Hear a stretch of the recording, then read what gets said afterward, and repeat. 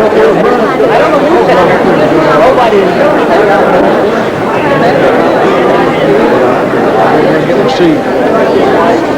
Mikey, Mike, right here. That's your seat.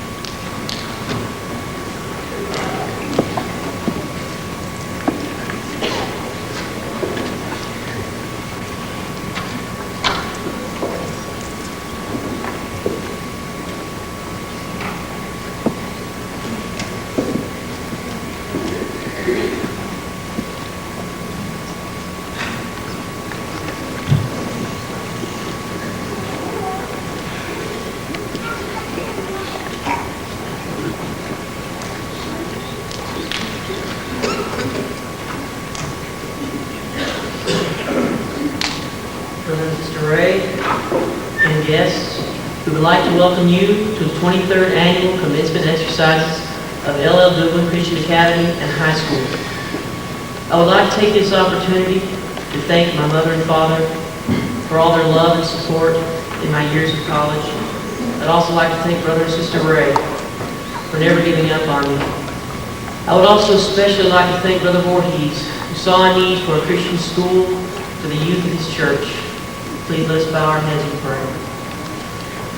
Dear Heavenly Father, we thank you for this wonderful night. We ask you to touch all of us graduates as we move into the future. Give us a wonderful life. We ask you to touch everyone.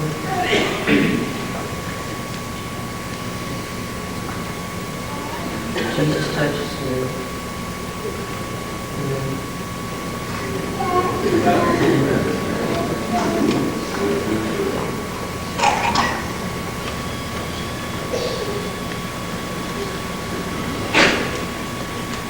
Brother Joseph Silver, we welcome you to our commencement exercises. I think that this has been a good year. The only thing I regret is that we couldn't have done more than we have done. I do thank Brother and Sister Ray for the opportunity that you allowed Sister Sandy and myself to have in being the principal of our school. A school, I suppose if there's anything that I would want to instill, while we certainly demand and even want to demand more, a high academic curriculum for our students. I suppose that being a Christian school, we trust and hope that at some point in these children's lives and our students' lives, that they will have the closeness and the touch of the Spirit of God on their life until they have that personal relationship with Jesus Christ. It's not just a facade, it's not just something out there somewhere, but it's something that's in the heart. It's something that's really real. And so these are our criteria as far as design for our children, and I appreciate it, Brother and Sister Ray, for allowing us to be a part of this school. And then, before we mention the staff and volunteers, I'd like to give honor to Brother and Sister Manning. If you'll stand, Brother and Sister Manning. Brother and Sister Manning worked in this school for some 22 years. Brother and Sister Manning more years than Brother Manning, but Brother Manning tells me it was enough. And all 10 years, 11 years, something like that. But they certainly have done the job that they were called to do well. And we honor them today.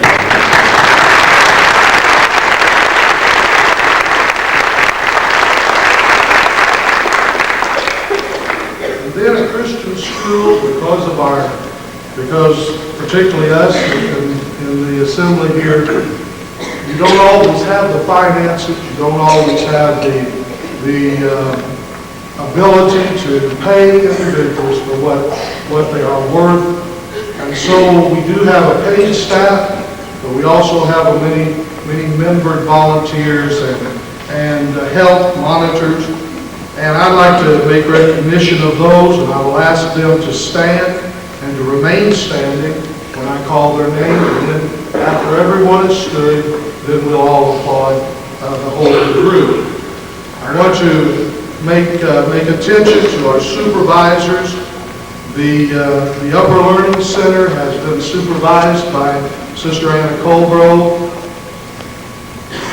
The Middle Learning Center has been supervised by Sister Teresa Calvin.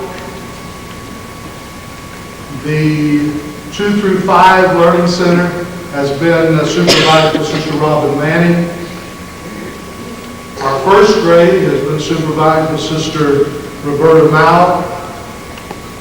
And then our kindergarten supervisor has been Sister Joy Robinson. Also, our school office, which we could not have operated without these two sisters helping us. Sister Elaine Clark and and Sister Ruth Bow. And of course, our music directing has been actually overseen by Sister Alice Ray. And then our choir, Sister Kim Parrish, Brother Eric Donahue. Our Algebra 1 and 2 teacher has been Sister Rebecca Perry. Our chemistry, Brother Micah Bissett helped us. Spanish also has been conducted by Sister Rebecca Perry. And then arts and crafts, Sister Marcia Brooks. Our home ec has been Sister Valerie Rice and Sister Jackie Elledge. Brother Dale Colgrove has helped us with our computers.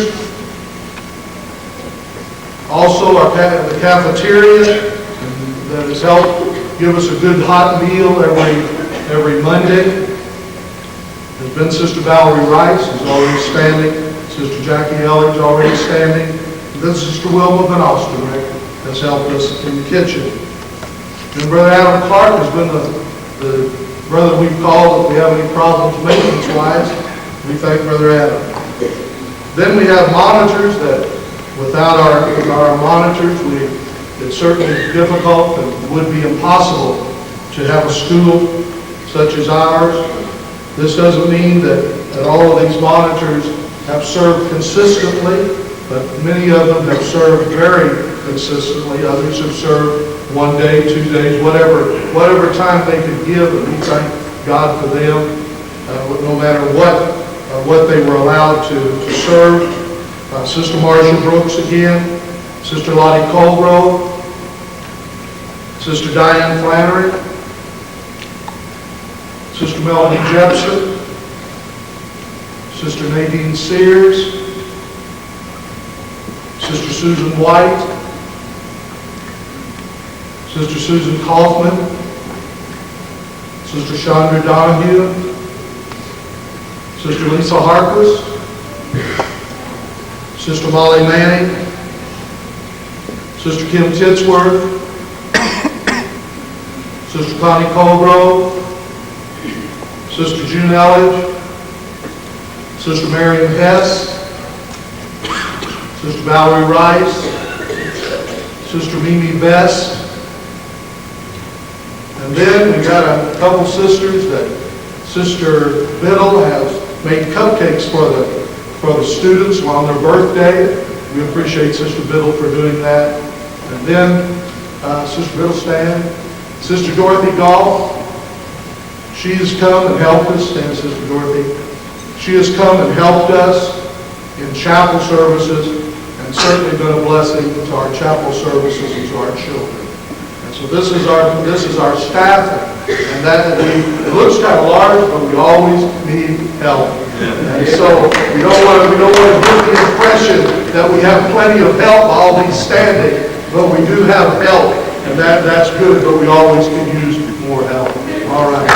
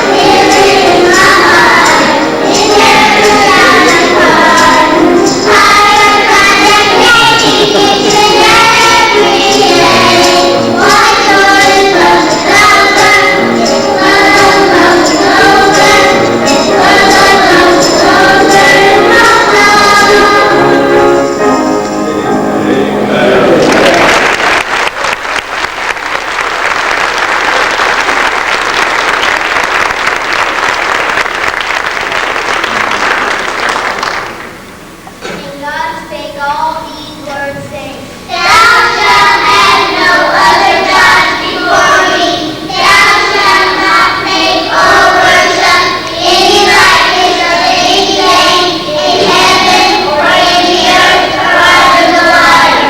Thou shalt not take the name of the Lord thy God in vain. Remember the Sabbath day to keep it holy. Honor thy father and thy mother. Thou shalt not kill. Thou shalt not commit adultery. Thou shalt not steal. Thou shalt not bear false witness. Thou shalt not covet.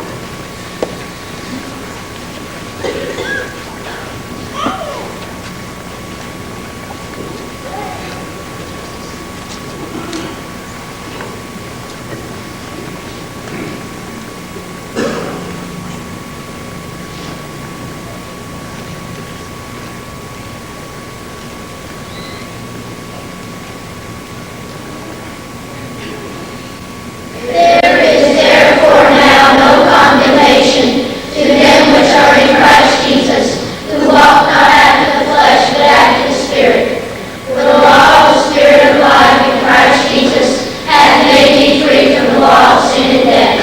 For what the law could not do, in that it was weak through the flesh, God sending his own Son in the likeness of sinful flesh, and for sin condemned sin in the flesh, that the righteousness of the law might be fulfilled in us, who walk not after the flesh, but after the Spirit.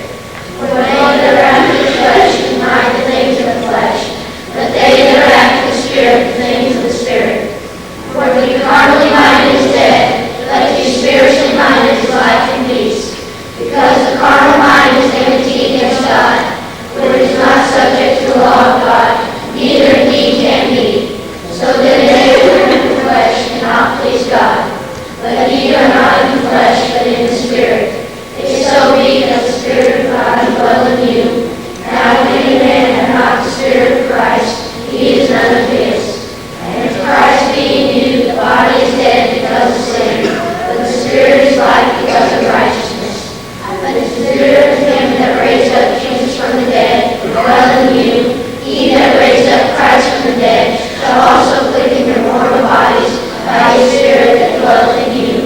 Therefore, brethren, we are debtors not to the flesh, to live after the flesh. For if ye live after the flesh, ye shall die.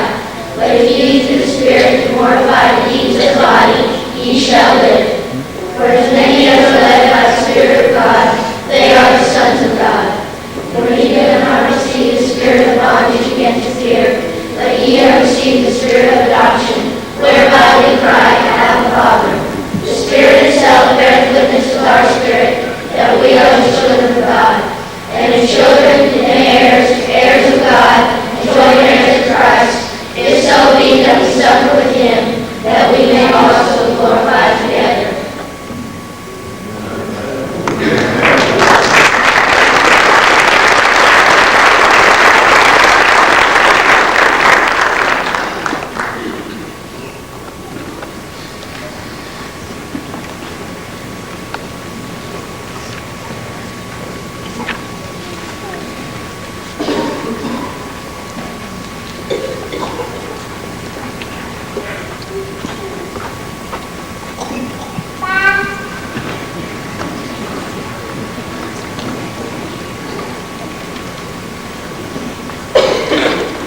Tonight, as we stand here before you in our caps and gowns with a feeling of great accomplishment, graduation, our long-awaited moment, has finally arrived. Each of us, as individuals, have come through a great deal of change to achieve this goal in our lives. Change is a process that occurs in the lives of every one of us.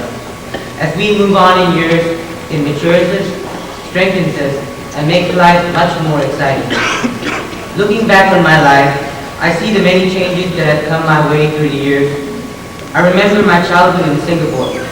Some of my happiest moments were spending time in the church there with saints of God who have supported me with much love and support and prayers throughout my entire life. Like most children, I look forward to the day I turn a teenager with great excitement.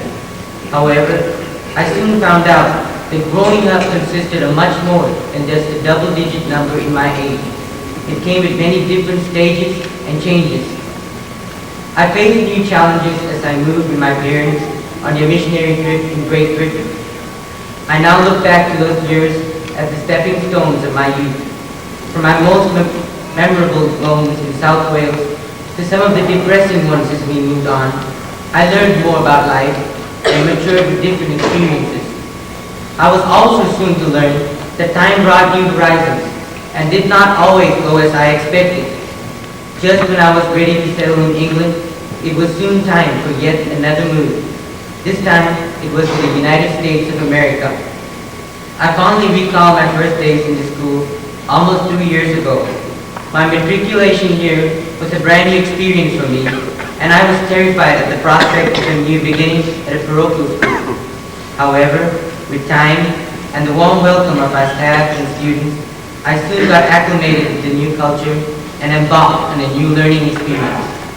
The many memories I gained through my years here in L.L. Goodman High will be ones I shall always cherish. As I look around me tonight, I see faces I then met and have come to love over these passing years. The valuable friendship I gained from these people have given me many great times and most importantly, taught me many valuable lessons which shall never be forgotten. They have aided as the tools of development of my character. I could never forget those of whom especially have been an example and a blessing to me. Our pastor and his wife, who have been a great source of spiritual support and guidance. Our principal and his wife, who have tried to make school a home away from home. And our staff, who through much time, sacrifice, love, and dedication have touched our lives in the process. I would like to take this opportunity to personally thank both my parents for a devoted and godly upbringing and for being there for me every step of the way. The fact that they sacrificed so much in love to give me everything I needed, and more importantly, instill the love of God in my heart, causes me to rise up tonight and call them blessed. Through his life, my father, the greatest inspiration of my life, has taught me the importance of humility and the necessity of a servant's heart. By humility and fear of the Lord are riches and honor and life. Proverbs 22, verse 4. For change and maturity to occur in our lives, we must first be willing to give a part of ourselves. We must first be willing to be a vessel that God can mold into what He wants us to be. Change is inevitable, and it is a factor that we all have to face as time passes. A quotation by Anatole France states that all changes, even the most longed for, have their melancholy, for what we leave behind us is a part of ourselves. We cannot live in the past, but we can hold on to those memories. Change is like a gift that unwraps a brand new surprise each day. Life is short, and we must live it to the fullest, and to the glory of God as we build new memories. As we prepare to step into a new stage of our lives, we face a world of many changes that may soon come our way, and we have not the faintest idea of where we are heading. But our years here at L.L. Goodman High have given us the foundation to face what lies before us. Tonight, as we, the class of 1998, graduate from high school, we take with us the precious values and lessons that we have attained. Tomorrow, we step out as growing lions into a brand new beginning of our lives. Our education has not ended, but it continues daily as we press onward. As I face the new day of my life, I have new full confidence in the Lord to lead me through the right path of life. I know not what my future holds, but I know that He holds my future. He has held my hands and led me all along life's road. Therefore, in Him I put my trust and strive to stand up for Him. To my fellow students of L.L. Goodman Christian Academy, I strongly urge you to be like a sponge and to resolve all the goodness that you can derive from this Christian education. Make every moment count and live it to the greatest measure. In Matthew 5:14 it is written, "Ye are the light of the world. A city that is set on a hill cannot be hid." So let's work together in unity to build the pillars of the future ministry for Christ, as we let our lives be a shining testimony unto the world. With God's help, I face the sunrise of tomorrow's promise. We may not all end up together, but we will always have the treasure of our friendship and the brightest memories to reflect on. And I know that no matter where the Lord may lead us through the course of time,